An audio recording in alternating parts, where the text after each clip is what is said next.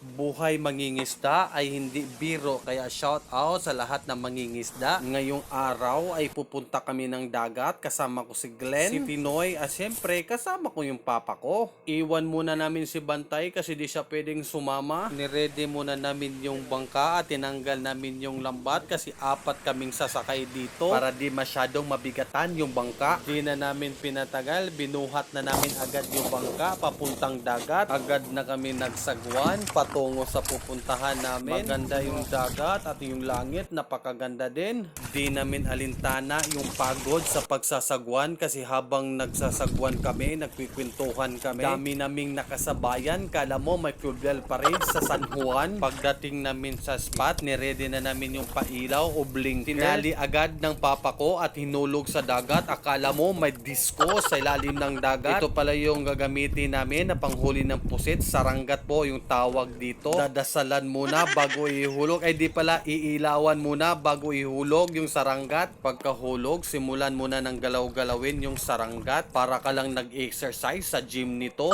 hanggang sa may kumagat sa pain. Ganitong proseso ay tiyagaan lang hanggang makakuha ka ng pusit. Di nagtagal, nakakuha ng pusit si Tinoy, si Glenn, si Papa at siyempre ako. Di man madami yung kuha namin, sobrang saya at super blessed kami. Buhay mangingisda, minsan may huli, minsan wala. God bless po sa inyong lahat.